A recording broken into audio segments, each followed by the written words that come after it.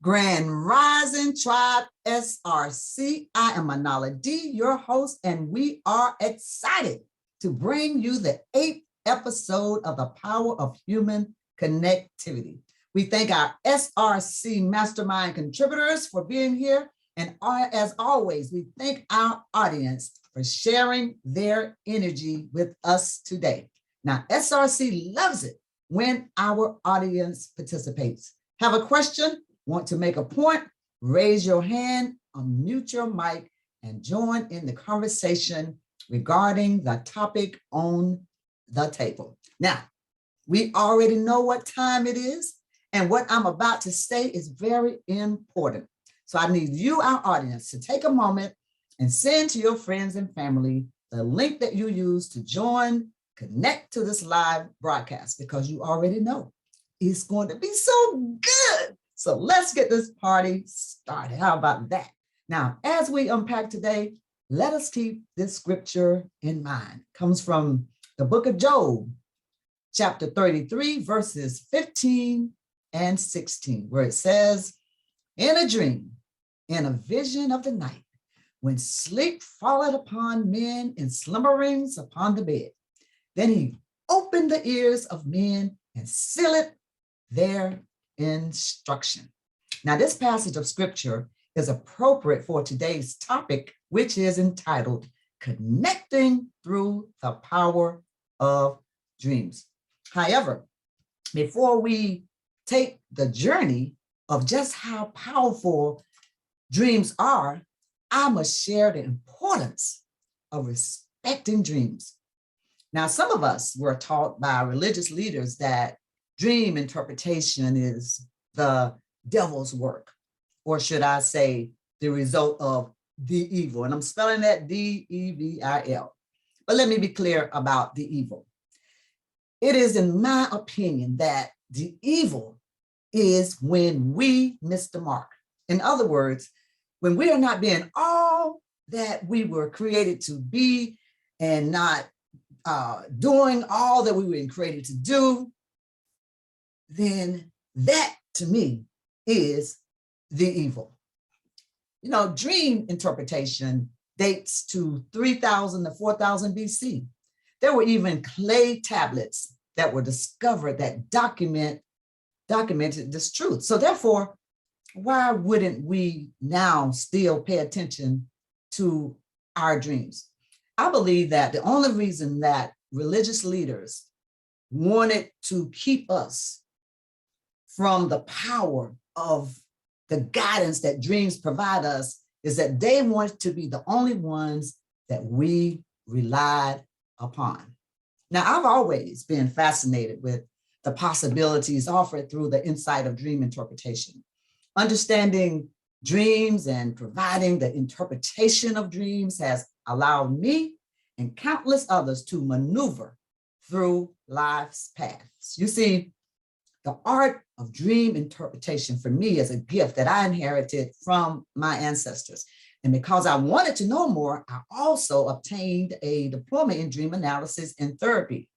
Therefore, today, I'm excited to set the stage for us to unpack the topic of connecting through the power of dreams.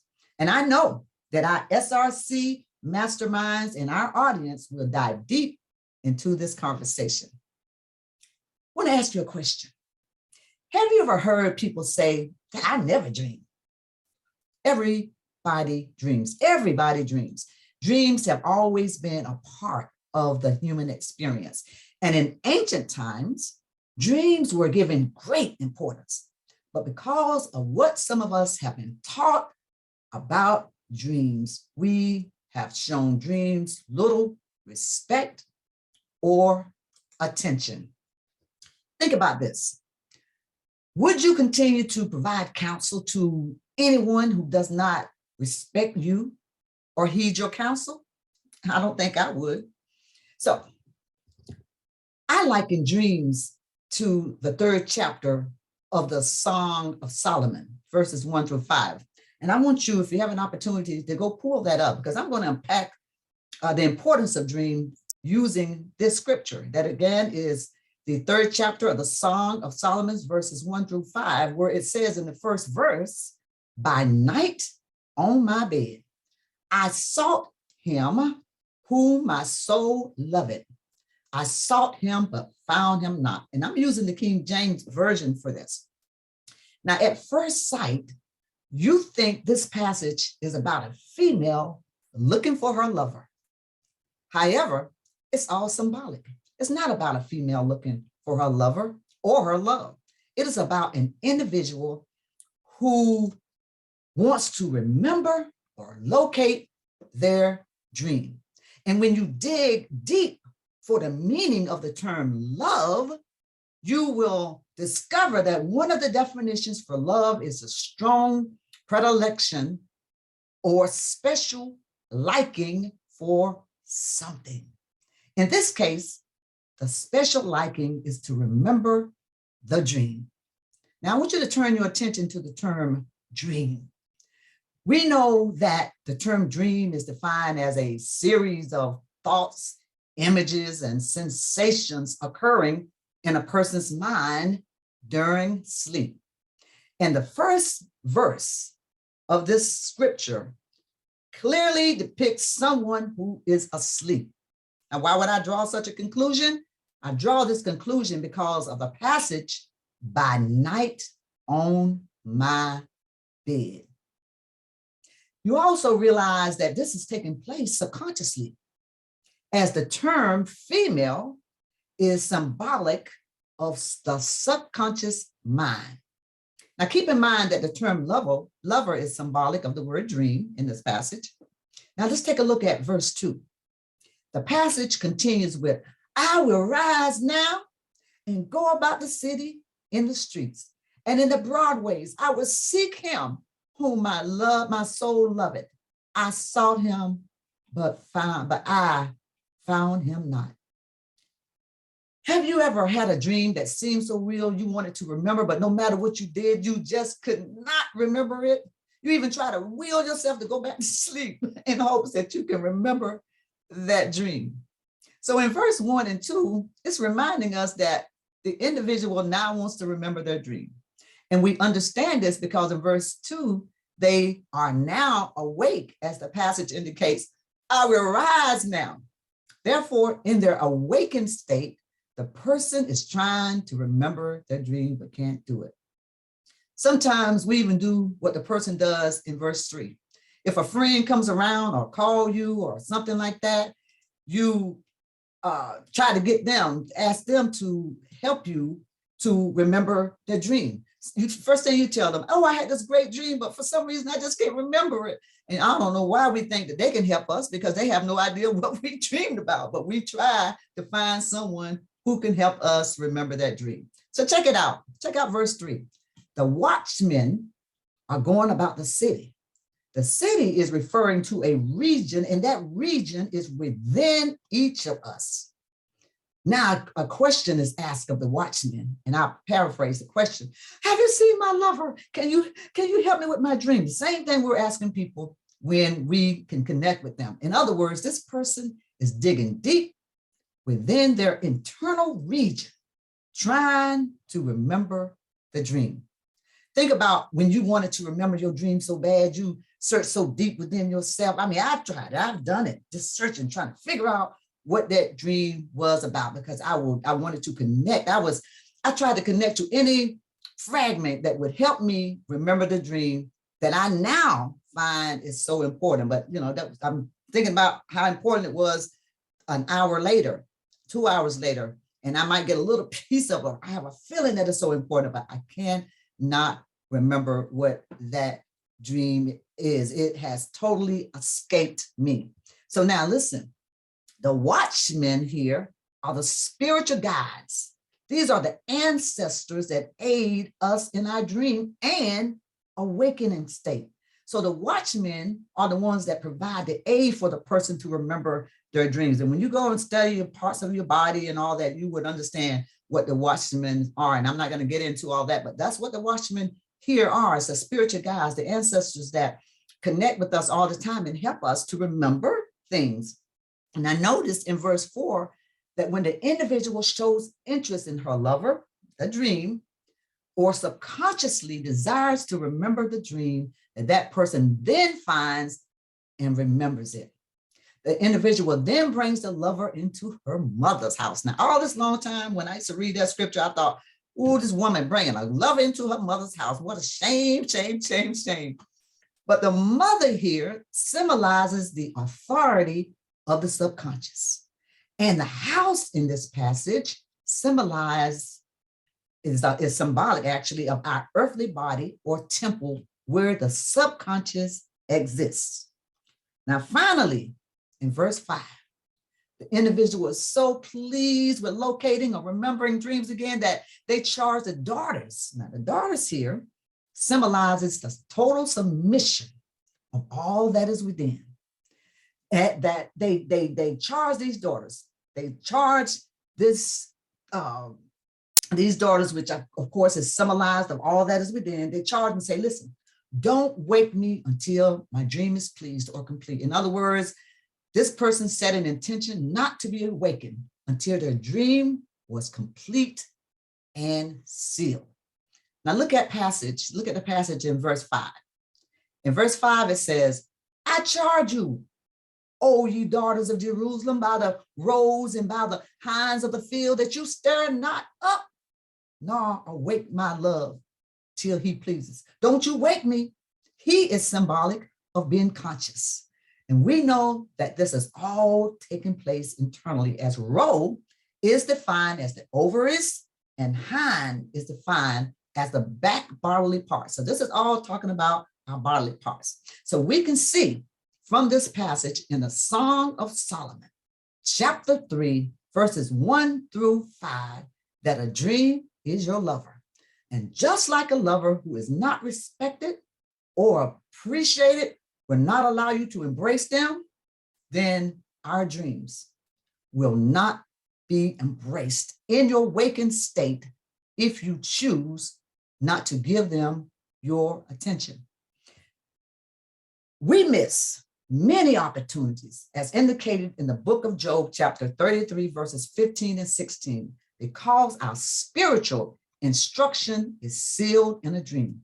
But how can you know the instruction if you do not set an intention to remember your dreams or seek its interpretation? I now open this topic up for panel discussion. And this is the question that I'm putting on the table. What have you been taught about dream interpretation? And what do you believe now? And I like to see our audience jump right into this, our panel jump right into this. I'm looking for your mics to be unmuted so you can join into the conversation. Pastor Archie. Top of the morning, everyone. Top of the morning. Boy, this is really a good subject here, because if I can remember all my dreams, man, good Lord Almighty, it's hard for me to remember them. You remember bits and pieces. A lot of people, well, me, myself, sometimes I've had dreams, and I call it a dream of being in a place. For instance, as I think I've told y'all the story before about being when I was in Africa. I had never been to Africa at that time, but everything seemed to be familiar. And the reason that it seemed to be familiar was in my dream. I had dreamed, of this place before, but I had never been there until I actually finally arrived there. And I'm saying, wow, this seems familiar in my dream. So I imagine dreams, they can help you to foresee things, but as you say, people look at them sometimes as dealing with the occult and witchcraft and that sort of thing, but that's only because of what they've been taught and what they don't know. Is, as I was saying before, that it's a difference between believing in something and actually knowing it. That's right. You can believe something, but dreams are very important. If they wasn't important, they wouldn't be all through the Bible. That's exactly You right. know, the fella with that colorful coat, how he interpreted dreams and it went from the bottom to the top just That's right. because he was able to interpret dreams correctly. So yeah, people do. It's both sides of knowledge. You know, some people look at it as not being legitimate, and then there are people who that's all they do. They interpret dreams, or they get their dreams interpreted. Even with the government and big companies, they try to use dreams to help empower their business and to shoot their business forward. So That's exactly right. Thank you, Pastor Archie. Thank you. You're right. Corporations, and I'm sure I'm gonna. we've been told a lot of things. That's exactly right. Thank you, Pastor Archie, for that. I see a hand is up, Kashina Sanders, and then I want to go to Brother Lavelle Rouser, because Pastor Archie brought up the fact that corporations use dreams to propel them forward, and I know that Lavelle, being a numerologist, has a lot to say about that. Kashina. I just want to add with the dreams. I've been instructed before to not, meditate on remembering my dreams. So I'm trying to do that. In this instance, though, with my dreams, I'm always finding myself in some form of building or some type of home that I'm not familiar with, but it's always in a setting of a building or a home in different places. I'm familiar with the people, and I can remember after dreaming the people that were in my dream, probably are surrounding settings, but I can never figure out where I am, what this building is, or whose home I'm in. But the home in the dream is familiar because I know my way around. So I'm trying to understand, why is it that I can never remember the building or where it is or located? And then two, it's kind of like I can get a part two of my dream sometimes, but I still won't remember the building or the home. So it's irritating because I can never remember those two things. Well, and I understand that, but think about number one, a dream is always about ourselves. We can have as many faces in a dream that we like, but the dreams are always about ourselves. And anytime you're thinking about a building, always remember, as I mentioned before, a house, a building, it's always talking about yourself. It's talking about within yourself. So in this dream here, you're trying to search, trying to find yourself, trying to understand, what am I supposed to be doing? There's a confusion there because you're trying to remember the buildings, you're trying to remember this, and you're trying to remember that. So there is some confusion there. And one of the things I always tell people in interpreting the dreams is that start to write down your plans. And because if you're not writing down your plans, and like especially the day before, you're going to go to sleep and you're going to have some confusion about some of the things that you want to do. So just get in the habit of kind of writing those down, because our buildings, houses are always about your internal self, trying to seek and connect to your higher purpose. And I wanted to go to Brother Lavelle for a second, because I know that Pastor Archie mentioned about the corporations using dreams. Brother Lavelle, could you speak on that for us? Yes, and good morning, SRC family. Well, yes, corporations had a great deal of interest with dreams. There was one particular corporation which actually is still in existence, called IBM Corporation. And there was a gentleman, his first name was Marcel, it may have been Marcel Vogel. He was very much interested in dream study. Other companies like AT&T, they were also involved in dream studies, late 60s, going into the 70s. And what they found was that there was a increased activity in the brain, all right? And this activity they found to be highly motivational, highly inspirational. Also, IBM specifically, they started to experiment with dreams, and they did research into taking those dreams and recording them into quartz crystals.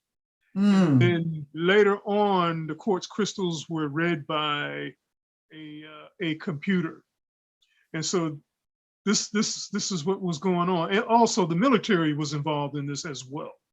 Wow. So nowadays, there's a great deal of interference that's going on with our dreams through the use of technology. Absolutely. Wow. Thank you so much for that, Brother Lavelle. And you know, I know when Tamisha Burgess was on our show once, she talked about that Reverend Ike had said, when people don't want you to know something, or, you know, you think back and when people put a garden out, they would put a scarecrow out there. So we've been made afraid to even think about looking at our dreams. As Pastor Archie said, people call it a cult and all this kind of stuff. But as you just heard from Brother Lavelle, you have corporations that are looking and remembering their dreams, and they're actually coming out and even talking about it. Lawrence Edward Page, he was the co-founder of Google. He said that he got the idea of Google from a dream. He publicly said that. Yet here we are, being afraid to talk about dreams, being afraid to go seek out counsel wise counsel on what your dreams mean, because dreams are not like speaking words. Dreams speak to you in symbolisms. And so therefore you really need to know and to know what those symbols mean and how to put them together. So now I want to ask the question and this is the question: how can dreams be empowering? How can they empower us, Kina? And you see you smile, I'm gonna call on you, girl, because you're smiling. I love it. Oh gosh, this is, I probably say this every week, but this is one of my absolute favorite subjects. Thank you for the scriptures. I want you to keep going in the Book of Solomon. I was really enjoying, you breaking down the scripture and giving the meaning of that whole story. That was amazing. Oh gosh, I have had so many dreams. My dream life has been very active since I was a little girl. And I've been able to see things before they happen in my dreams. Not exactly, as they would happen, but it has just been like I'm sitting here now, just like my spirit is about to jump out of my body. I'm trying to contain myself, just all the thoughts that are going through my head and what I like to share. Well, I'll share. Early on, I would always fly. I would always fly in my dreams. But when I was younger, I would be afraid to fly. I enjoyed flying, but I would be afraid because I sometimes would fall. And it would always be a disturbing experience whenever I would hit the ground in my dreams. People would say, well, if you hit the ground in your dream, you might die. People would say crazy things. You just didn't know what was true or whatever. But it came to a point, and this was maybe about 3 or 4 years ago. Well, initially I would just be flying in my dreams, just me by myself. And then later over the years, there would be a guide with me, someone showing me around. Oh, look at this, just all over the universe, beautiful colors, beautiful, just amazing, just amazing visuals. So this one time my guide was with me in my dream and I felt myself about to fall. And I thought I was a lucid dream. So I knew I was dreaming. I was aware that I was dreaming at that time. And I knew I was about to fall, and something told me, well, I told myself, I don't know, or my spirit guide told me to put my hands down, like straight down by my side with my hands wide open this way. So I did that. And when I did that, I stopped falling. And I just screamed and I was so excited. And my guide was so excited, like, oh, you finally figured it out. So since that time, I've never fallen before because I knew how to stop myself from falling. It's just been amazing. I could go on and on, but I'm I'm excited to learn more about dreams. Again, I've been shown things in advance. Particular time I was leaving this church, a very controlling church.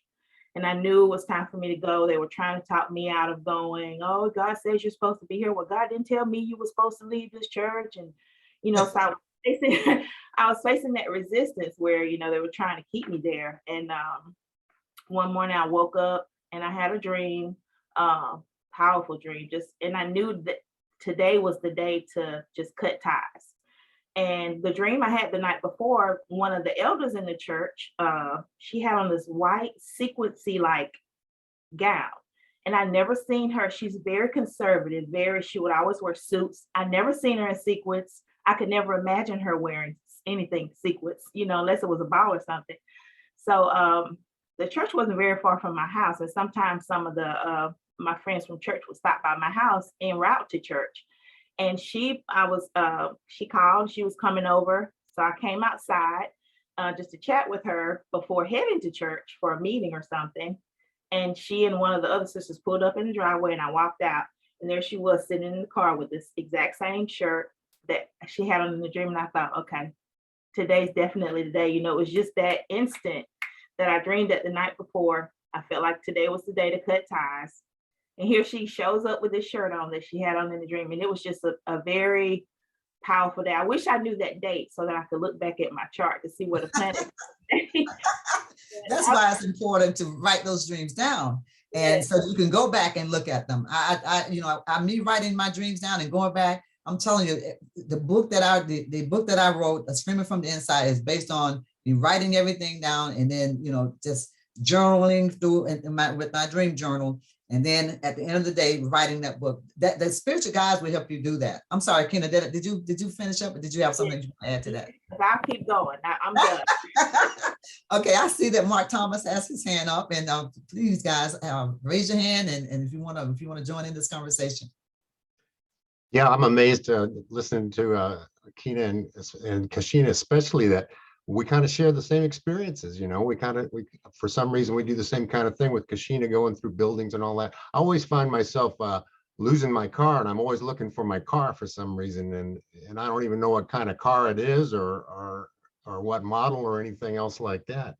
But I think one of the things I am always amazed at in my dreams is that I meet people that I don't recognize, but in my dream I know them. But outside of in my waking life, I have no idea who these people are. But I'll see the same people in my dreams that I recognize and are my friends. It's like I have another life in my dreams. And the other thing, in dreams, we seem to move. We go places. We go in space, but we also go in time. So like Kena was saying, I mean, later on after your dream, you see something that was in your dream and you realize, and it's like a revelation to you almost. So Annala, you got any comment on that? Well, yes, absolutely. Number one, as I mentioned before, your dreams are always about you, and your car, your vehicle. Again, the vehicle. Remember, your spirit rides around in this flesh suit, and which is your vehicle. And so, when you're looking for your car, you're constantly looking for you're searching for yourself. You're searching, who am I? You are trying to connect with your higher self. Anytime you are, because I've had those dreams many, many times, and now that I'm starting to do what I was sent here to do, I don't have those dreams anymore, because now I found myself. Once you find yourself and really know what you're supposed to do, you will not have those dreams as often. You may still have some, but now since you know who you are, you might be searching for something a little bit different. But those dreams are always about you trying to find your higher self. What is my higher purpose here on this earth? And believe me, all of us were sent here for a purpose, and you will fulfill that purpose in this lifetime or come back and do it again. So what about the people that you meet that you know in your dreams? What about that? Those are always your guides, and the people that you meet in your dreams are perhaps sometimes they are spiritual guides that are sent to try to help you, and that's why it's important that you write your dreams down, because those are spiritual guides. And then sometimes it is because you are having this remembrance of some other lifetime that you've gone through. And this also helps you, because what will happen is if you can study that dream and start to write them down and see the pattern, it will show you perhaps what the mark that you missed before. Remember, the evil is not to be all that we were sent here to be. So therefore, when you have those guys that are showing you things and helping you like they did in Kena's dream, they are there to provide you guidance. And most so often we don't get that guidance because we don't write it down. And so the dream isn't sealed in so it can provide you that instruction. And that's what that's the scriptures I was sharing with you this morning. Anything else, Mark Thomas? No, I see Corey's got his hand up though. Yes, he does. Good morning, my brother, Corey. Good morning, everybody. I'm sorry I'm late. To add into it, I usually have a lot of dreams about traveling. Can you guys hear me? Yes. Yeah. So I usually have a lot of dreams about traveling somewhere really, really far. And no matter where I'm at, it's not necessarily somewhere that's like overseas, but sometimes it could be like the countryside. I could be on a train surrounded by water. Something is always somewhere I'm never familiar with, and I'm always super, super uncomfortable. But something always tells me to keep going. And by the time I get to the end destination, I feel super comfortable and I'm relaxed. But I don't know what the end destination is. Like I wake up, I get there, and I don't know what that means. But I'm always curious, like what is it? What am I looking for? Why am I traveling to? Well, your dreams, Corey, is about transition. That and it's not. I would think that because of your age, you're very young. You're going to transition in different aspects in your life. So it's all about moving in and out of transition. But what's happening is if you start to write those dreams down, you're going to be more aware on that thing I'm supposed to do when I get there. How am I supposed to work this out? And your dreams really will guide you, especially young people that are on here today. If you start right now writing those dreams down, you will see that they will guide you to success. They will guide you to a place that you've never been before. And not just the young people, I'm talking, seniors, people with wisdom as well. They can guide us right now, starting at this point in our life. They will guide you. So that's what your dream is about. And especially you said you are surrounded by water. So that's emotions, your emotions and everything that you're into as well. So you are going through this transition and you're very emotional as well about what you are going through as you're going through the transitions in life. But if you will connect to your dreams, write them down, it will show you what you're supposed to do to get there. Anybody else want to comment on this topic while we're on that part of it? Okay, Pastor Archie. Hey, yeah. I heard you mention. I think your the higher self or the higher consciousness. I found some information, when concerning the higher consciousness. A lot of times, depending on what we're in, if we're in that, what is it called, the normal waking state or the normal dreaming state, it tries to speak to us and show us things, maybe some things that we've been meditating on. My question: meditation and dreaming are sort of close there, isn't it? When you meditate, I know a lot of people say, well, we're gonna pray, but that's meditation also. But depending on what state you're in, if you are in a dreaming state or wake state, the point is that the daydreaming. That's it. That's possible, isn't it, to actually walk around and dream while you not sleep? But daydreaming, Pastor Archie, is more of it's a consciousness between sleep and wakefulness. It's just like when you laying down. You ever been laying on the sofa, laying somewhere, and you're between that sleep and wake part of it. That's what Neville Goddard talked about when he says, if you can control that right there, if you can control between your going to sleep and being awake, that is called daydreams. Just that little place in there. And of course, lucid dreaming, as Akina mentioned, is when you in a deep sleep and you're sleeping and you can control that sleep. That is that lucid dreaming. But daydreaming is just between sleep and awake. And if you can control that right in there, you can make some powerful things happen. You can chart out what is to be tomorrow. But most people don't do it because they fall into a deep sleep and then they don't have lucid dreaming when they get into that deep sleep. But that is a place you're not walking around, but you are between that place of going to sleep, Pastor Archie, and being awake. That's what that is right there. That is called daydreams, not daydreaming. Daydreaming would be you just kind of sitting there and you're daydreaming. This is daydreams, what you are talking about. Anybody else want to comment on this before we, I see that Mark Thomas has removed his Yeah, just a little bit on that same point is about daydreaming. Can you talk to us a little bit and all about setting up, about intentionally going in to a daydreaming kind of state to where you are actually accomplishing something, or you're going somewhere intentionally, you're doing things on purpose. Can you speak to that? Absolutely. As a matter of fact, even in that scripture that I told you about, when this person says, hey, listen, don't wake me up until my dream is finished. So what you're doing is you're setting an intention. Like what I'll do, like during the day, as I walk through different doorways, I'll go, is this a dream? Is this a dream?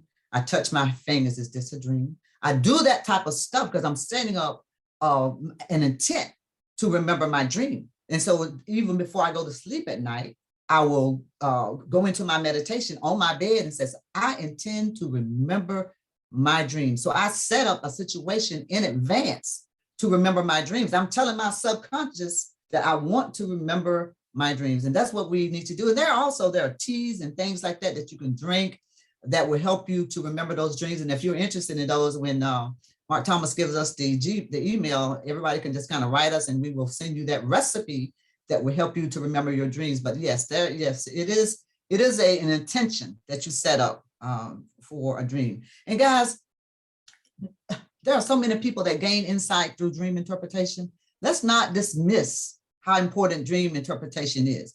I see the illustrious Jakeem is on with us. So also please jump in and let us know, Brother Jakeem, what did the ancients say about dream interpretation? What did we do in the past? Give us a little bit of the history there on dream interpretation as you know it. Also, greetings, SRC family. One of the things that I understood in some of my studies is that also that was a way for the ancestors to contact you a lot of times. That was also a way for them to guide you, your spirit guides to, guide you in that way. And like you said, things are really symbolic and it's not to be read literally. So ancestors would come to you in dreams. I've had my grandparents come to me in dreams more than not, even family members who would tell me that they were all right, or even friends who may have passed away early and things of that nature would let me know that they were all right or ask me how I was doing and things of that nature. But mostly a lot of times these were the ways that the spirit realm could tell you or let you know what to expect in certain moments that are coming up or what to be prepared for. I also have if anybody, I have a Zolar's encyclopedia and dictionary on dreams. So a lot of times when I would have that, I would go to that and find something that I saw in my dream and try to get an understanding based upon the definitions there. But it's vast. It's very, very vast. For me, though, like I said, one of the most unforgettable dreams that I had was the one with the Bible and Anubis in it. I'll never forget that dream. And that's what started me on my path. Absolutely. I love that. And if you would put that book out there on the chat, I'm sure that some of our audience might want to get it. So please put that out. You always come with so much of a vast of information. And we appreciate that so much. We love when illustrious Jakeem is on with us because he always has some great information for us.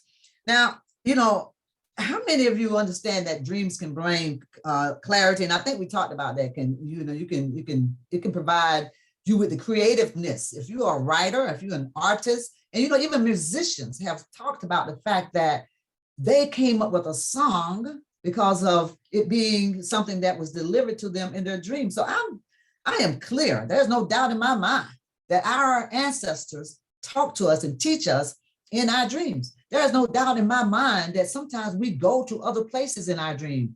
I had a lucid dream where first I was trying to figure out how to get out of the room. So I'm flying around and I'm in the room and I can't get out of the room. I'm just stuck in there, and I keep banging up against the wall because in my mind, I think I should be able to go through the wall. So I read this book, and this was in my waking state. I read this book about when you're in a dream and you feel like you are blocked in the room, you can't get out, you do what you do in your waking life. And what is that? You open the door. And so I remembered in my lucid dreaming that this is a dream and I want to get out of the room. And so instead of me bumping into the wall, I simply opened the door. And when I opened the door, guys, I opened the door into a mall. And I was so excited because there were so many people in the mall. I mean, women walking around with their little hats. It seemed like a different century or something. They walk around in the mall, down. And I ran up to people like, dreams are real. They were backing up for me like I was crazy. So I'm thinking to myself, I probably did go up to them and they probably were like, who is this nut running up to us? My dreams are real, because they were backing up from me. So dreams, you do go places. It's so amazing that we don't get tired when we wake up and we still feel rested, because our spiritual part of us is going to these places, and the spiritual part of us is what's guiding us in our dreams. So I want to ask a question here. How can one take control of their mental health through dream interpretation? How is that possible? How can you, what do you believe you can do to help you with your mental, control your mental health through dream interpretation? Pastor Arch, I see your mic is off. Oh yeah, this is very interesting, because I go back to meditation. If you're meditating to be healed from something or some kind of condition, I found out that where the problem will come in at is if that you don't hold it there long enough. So you say mentally, but physically, trying to be physically healed or having a mental issue, you must hold that thought there long enough so that it can process, because a lot of times we are going to meditation, or I imagine dreaming. If you can meditate, because I did have a question about the hypnotist. When they hypnotize you, you're in sort of a dreamlike state, right? Mm-hmm. And they ask you questions and put you in a certain mood.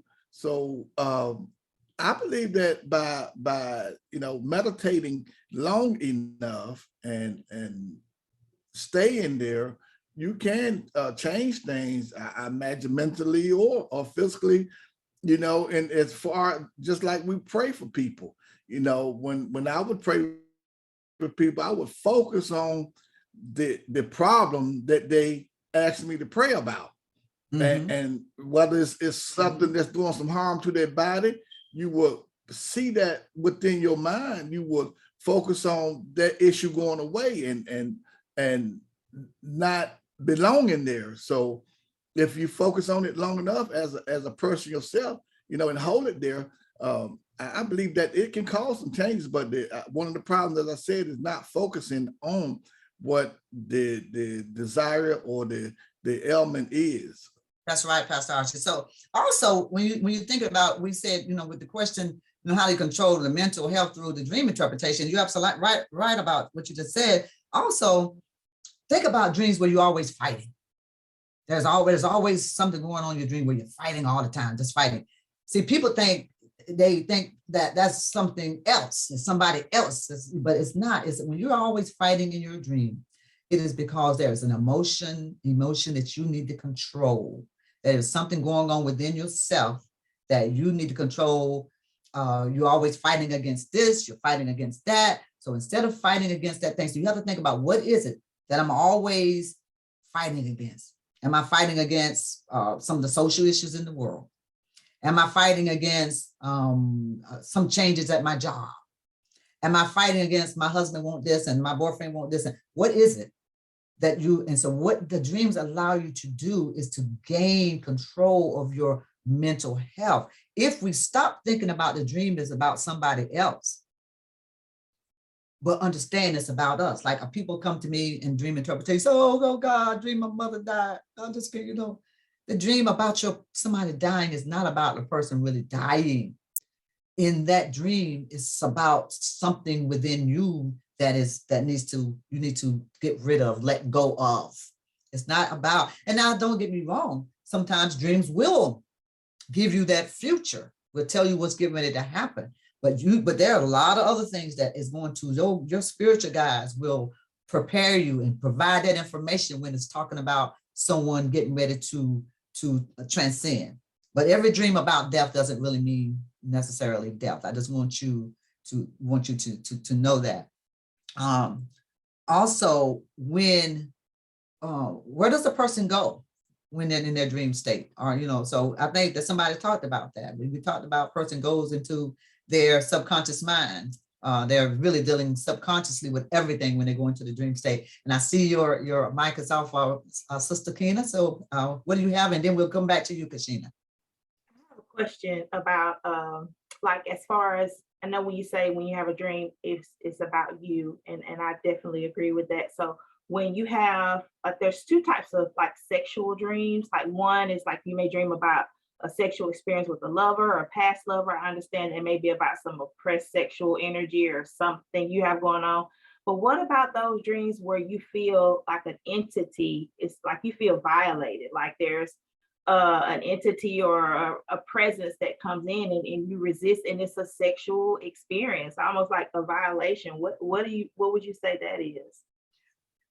In those types of dreams, when you feel violated, so most of the time, that's why it's always good to keep, like I said, journals, and when you go into sleep, know what you were thinking about the day before. Because normally it's somewhere, something maybe happened on your job where you felt this person did you wrong.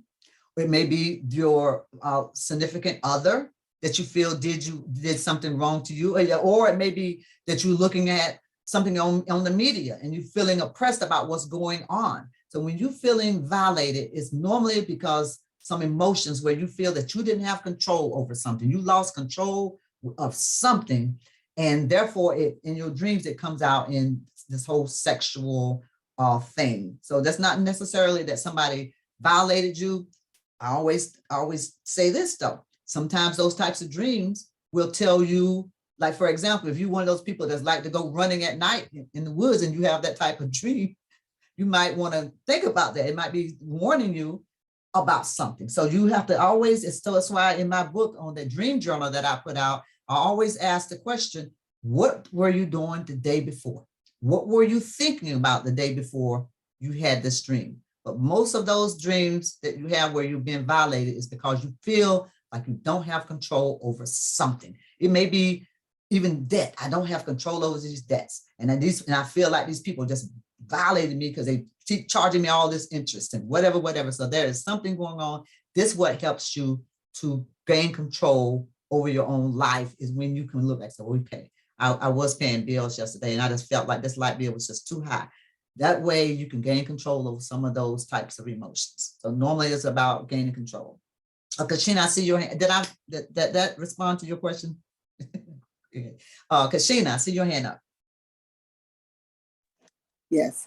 I want to ask the question of, I've had dreams where the dreams were so real, like Kina said, it just seemed so real. I've actually, and I don't know, it sounds crazy, but I've had dreams where I will wake up because I felt the touch. I felt something rub against me, and I know it's not my husband. But I felt I've actually felt an actual hand that touched me, or someone shook me, and I would jump up and I would actually walk around because it startled me so badly, but it would be nothing.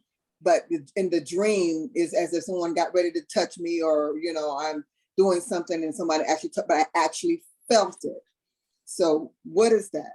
Am I just stay away with horror movies? Which one is it? You have external things that causes you to, number one, and normally you're going to wake up when you have something like that. And like, for example, a clock might alarm, and in your mind, your dream word skipped to a place where there are police officers or something like that, and you hear the alarm, but really it's your clock alarm. Or it could be your husband foot or something like that that touches you. And I don't get me wrong. There are also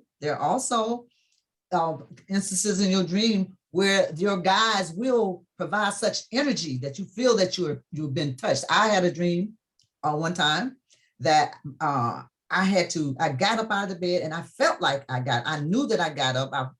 It was like something picked me up, and I got up and I prayed for one of my loved ones who at that moment had a gun drawn on them.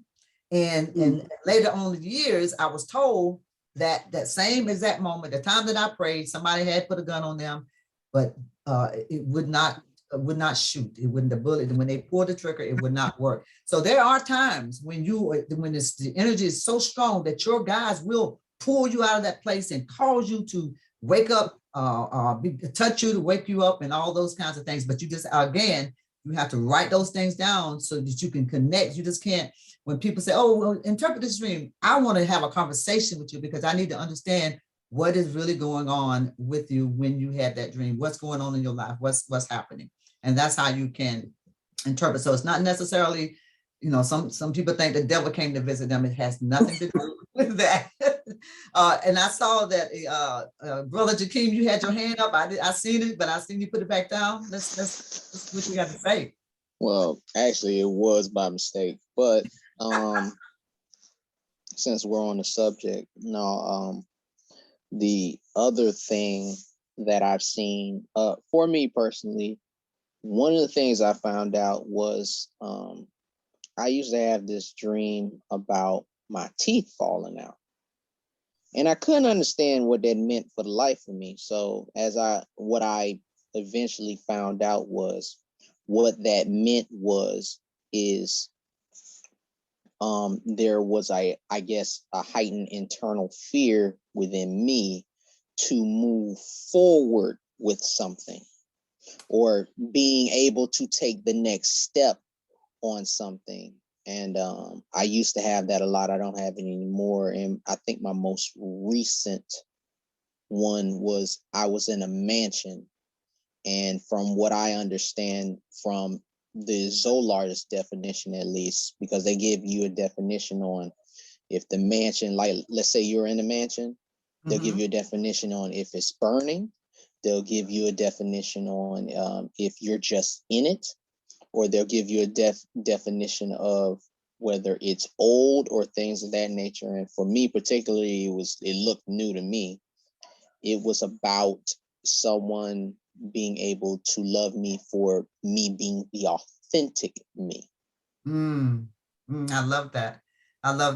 And I just want to speak on reoccurring dreams. So when you are having reoccurring dreams, guys, when you're having this dream over and over and over again, it is about something that you have not dealt with yet.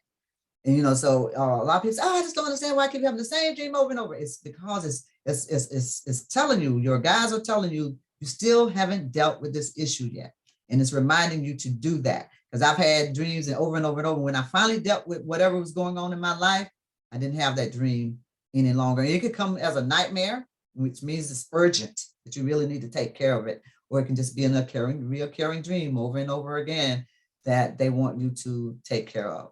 And God, I don't want to, this is, we almost out of time. So what I like to do is I like to give everybody that would like to say something on here, I would like to give you an opportunity to ask whatever questions you want to ask. And then we're going to go around to our panel and get their final take on the conversation today.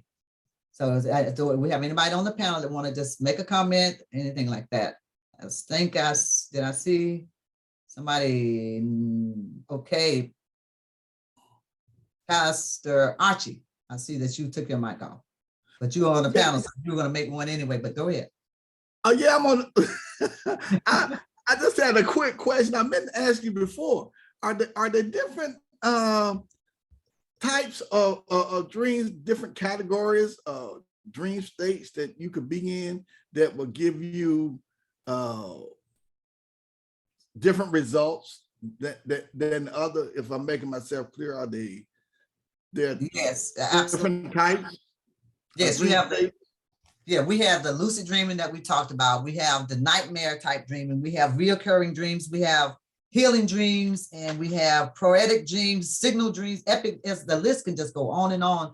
On my website, Shift to the Real, you can get a copy of a book that I put out. It's not a book. It's like a little pamphlet that you can get in to talk about all the different types of dreams in that little booklet and what they mean. And you can download it for free. All you got to do is just go in and sign up. And you will get this little pamphlet for free. I think it's called The Art of Dreaming. So you can get that, and it'll give you a list of all the different dreams, mutual dreams, all the types of dreams that you could, and I'm sure there's some that I probably just didn't find in my research, but you can get that little pamphlet and it will give you a list of all the different types of dreaming if you'd like to get that.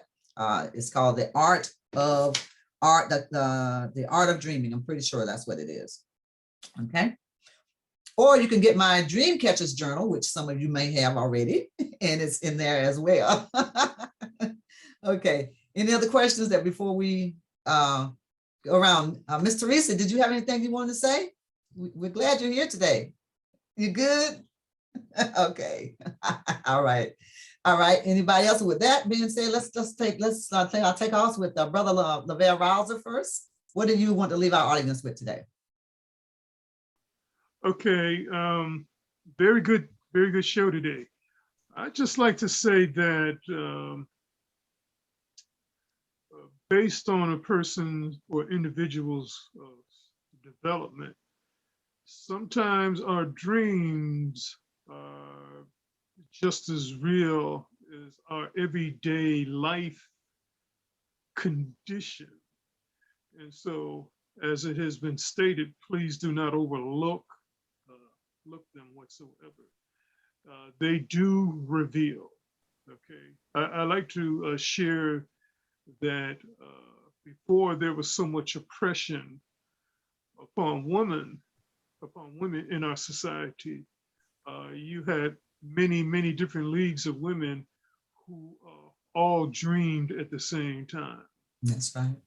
That's right, Brother Lavelle. That's it. That's right. You are absolutely right about that. Okay, let's go to Sister Kina. What do you want to leave our audience with today? I want to thank you, Annala, for everything you shared. It was just a great show. And I did just take a look at the astrology chart for today. And I want to say, probably you'll have more people dreaming now. Maybe people that don't normally dream will dream during this time. And that's because we have Jupiter and Neptune in the sign of Pisces right now. And Jupiter is the planet of expansion and abundance. So Jupiter makes everything bigger. And Jupiter being there with Neptune is the planet of imagination and spirituality. Being in Pisces, the sign of intuition in the spirit world. So that combination, that they call it a trine or some type of aspect where those planets are together, will cause people to have heightened imagination, heightened ideas, and definitely more dreams. So a lot of people probably be dreaming more around this time. But thank you. Wow. Thank you for that, Sister Kina. So if you are dreaming and she just said that you're going to have a heightened awareness and all this stuff, you need to be writing your dreams down, because this is a time where you can be very creative. And if you will write down what the ancients and what your spiritual guides are giving you, man, just think about how successful you could be if you wrote all this stuff down. So write it down. Get up in the morning. Don't get up in the morning, grab your phone and start getting on Facebook or something. Get up in the morning, late before you even turn over. Think about, what did I dream about? And if you don't have a pen or you write real slow, get your recorder and just record them in, record your dreams. And in fact, that's the way I like to receive a dream when people ask me to interpret it, is send it to me on WhatsApp and on a recorder, because I need to know every symbol that you dreamed about. So that is important. Okay, Pastor Archie, what you want to leave our audience with today? Wow, it's really for me. I need the focus on what not focus. I practice right now my dreams, because my dreams, I can barely remember them, but I think it's a good thing to write down what you do remember and keep a little pad. I started keeping a little pad close by so I could write things down, so that they'll, I can remember. But yeah, I would say just remember to write down what you do remember in your dreams, and then you might could just put it together as you go along. Okay, sounds good. So, Okay, also, Kashina, what do you want to leave our audience with today? I just want to say, first, thank you, Mom, but thank you for just this whole segment. I really needed this. I think I shared with my mom, and I'm going to tell this real quick because I know you guys got to go. But I was having issues with my some things that was going on at work. I know this is being video, but it just made me so uncomfortable to the point where I was just overwhelmed to the point I just teared up, and I just had to call Mom. That's what we do. We call Mom when there's an issue and we just can't deal with it no more. And she said something to me that just hit me like a ton of bricks. She said, one, you need to get up early enough and you need to start meditating. And you need to see that situation go away. You need to see what you want the situation to be, not what it is, and keep dwelling on what that is. And at first I was like, okay, this is not really gonna work. It's something, oh yeah, okay. But it's something, do it anyway. So I did it, I did it anyway to see. And when I tell you that when I got up early that morning, because normally I have to be to work at 7, I got up and I meditated, and it was like in meditation of tears, because I really wanted to see the situation go away and be something different. And when I did that, of course, the situation at work came at me again in a very strong manner, but I was able to control my feelings. My emotions wasn't all over the place. The situation shifted and it changed, and it scared me at first because I'm like, this really is working. This is really working. And it literally shifted to where I saw it being. I was prepared for it. I wasn't overwhelmed with all the negativity that was coming at me at work. And it was like, okay, I got it now. I got it now. So for me, meditation on this is a big part of, it's going to be a big part of my everyday thing, because I will do it sometimes and I'm like, it's not working fast enough. But because I wasn't putting the energy that I needed to be in my meditation, now I got it now. I got it now. So thank you. Absolutely. Okay, let's hear Mark Thomas. What would you like to leave our audience with before we take it out? Yeah, it's a great show and all, a great presentation, and everybody, great contributions too. I think the thing I would like to leave with the audience is to remember that dreams are part of us. They're part of our being. So there's like two worlds, and there's like a veil between these two worlds. And the way to maybe bring that veil down or be able to see through it easier is, like Annala was saying, is through meditation before and after your dreams. If you meditate before your dreams, then you're setting yourself up. You can set up dreams to where they have power. And then in the morning when you get up, and if you can remember them, and Annala says write them down, and I'm really not good about that, but if you can just remember your dream and keep it in your mind, these things have power in your life. So that's about all I got, Annala. Thanks. Thank you very much. Thank you so much for that. And before I turn it back over to you, Mark Thomas, next week we're going to have our sister Kina is going to be talking to us next week. So I'm looking forward to that. I don't know what her topic. I'm not sure what her topic is, but you guys stay tuned to Facebook and stay tuned, because we will be sending out her topic on the social media, so you'll know exactly what she's gonna be talking about on next week. But we're looking forward to that. And tell your friends about shifting religious concepts, and then make sure they get on, because we're always talking about a relevant topic. So with that, I turn it back over to you, Mark Thomas. We appreciate all of you guys being here. Mark Thomas. All right. Great show, everybody. Thank you very much. Thanks for all the audience attending. Beautiful. All of us here with SRC, as always, we want to thank our audience for attending today's presentation.